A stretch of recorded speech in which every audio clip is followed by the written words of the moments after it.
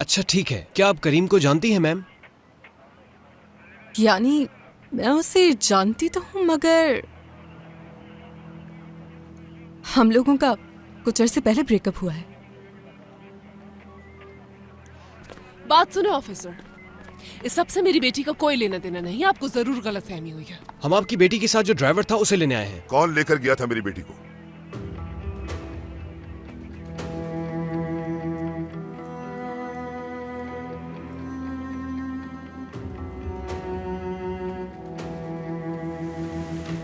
भाई बात सुनो मेरी।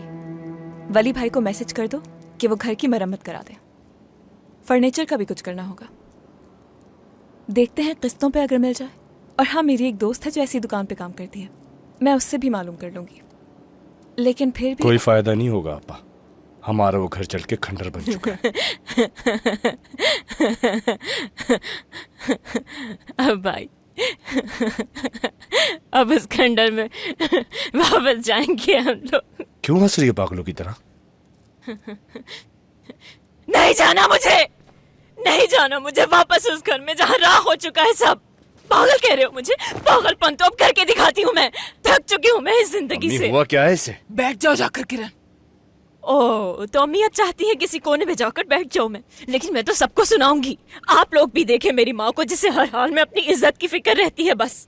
ये क्या बकवास कर रही हो रुको तुम? जिहान, किरण। दौलत तो इनके लिए कोई मायने ही नहीं रखती। बस चाहती हैं हम चाहे भूख से मर जाएं, पर हर सूरत इज्जत कायम रहे इनकी। वो शख्स इन्हें 5 मिलियन दे रहा था, क्योंकि वो पैसा इनके लिए अहमियत नहीं रखता। मुंह पे मार दिया उस शख्स के जो मुझे अपनी बहू बनाना चाहता था। वो इंसान हमें खरीदना चाहता था किरण, जैसे कोई बेजान चीज ये खरीदते तुम लोग क्या बात कर रहे हो? किस बारे में बात कर रहे हो? हाँ खरीद ले, हाँ खरीद ले। उस खंडर मकान में वापस जाकर सिसक सिसक के जीने से तो बेहतर है कि वो इंसान मुझे खरीद ले। काश में कोई बेजान बंगला या गाड़ी होती तो वो इंसान मुझे खरीद लेता। शर्म आनी चाहिए तुम्हें किरण, कुछ तो शर्म करो। तुम तो चुप ही रहो। क्या बेहतर जिंदगी की ख्वाहिश रखना कोई बुराई है? बल्कि बस में जितने लोग मौजूद हैं मैं इनसे पूछ लेती हूँ, क्या कोई बुराई है? क्या कोई बुराई है इसमें? आंटी, क्या ये जो लड़की आपके साथ बैठी है आपकी बेटी है? हाँ, क्या चाहेंगी आप कि आपकी बेटी की शादी किसी अमीर से हो या गरीब से? बताएं ना मुझे, सच सच बताएं, क्या चाहेंगी आप? कि वो जिंदगी भर 2 रोटी के लिए तरसती रहे या किसी अमीर आदमी की ज़रख़रीद गुलाम बन जाए? हाथ नहीं लगाना मुझे। अम्मी, नहीं छोड़ूंगा इसको मैं। रुको रुको रुको जिहान, बताए मुझे, कौन नहीं चाहेगा कि उसकी शादी किसी अमीर आदमी से हो जाए, चाहे उसका कैरेक्टर कुछ भी हो? मुझे इख्तियार नहीं था अपना बाप चूज करने का, कम से कम मैं अपना शौहर तो खुद चूज कर सकती हूँ। ओह, तुम किसे फॉलो करती हो? हाँ, मैं भी इसे ही फॉलो करती हूँ, लेकिन जहाँ ये जाते हैं, जहाँ पर खाते पीते हैं, वहां पर मैं कभी नहीं जा सकती, क्योंकि पैसे नहीं है। कहानी खत्म। इज्जत को चाटेंगे और पैसों को। बहुत हो गया आप। रुको रुको जिहान, रुक जाओ। मैं कह रही हूँ खुदा के लिए रुक जाओ। जिहान,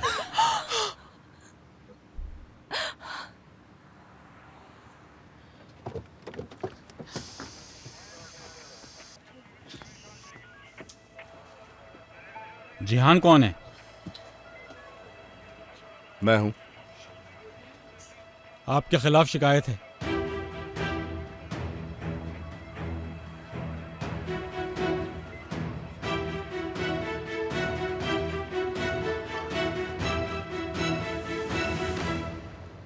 बुज़दिल कहीं का, मुझ पे इल्जाम लगा रहा है। शायद मेरे बाबा का पता नहीं उसे। जरूर उसके बाप ने कहा होगा ऐसा, वरना उसमें इतनी अकल कहाँ है।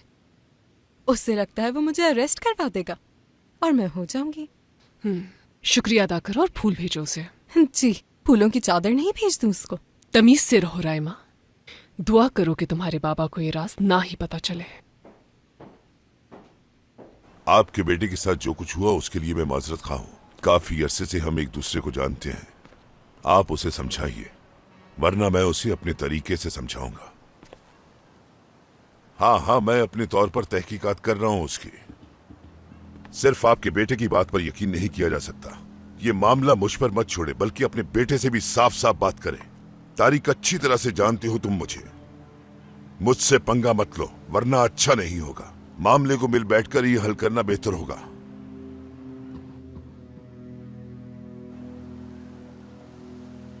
हमजा, जहांगीर, जी कहिए आगा साहब। तुम दोनों इसी वक्त तारिक के घर चले जाओ और मेरी कॉल का इंतजार करो। ठीक है आगा साहब। क्या फुटेज निकाल ली तुमने उमर? जी बिल्कुल आगा साहब, आइए।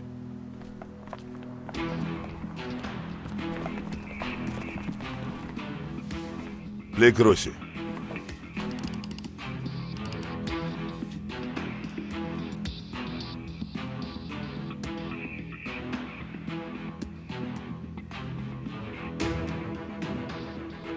उमर, डिलीट कर दो इसे।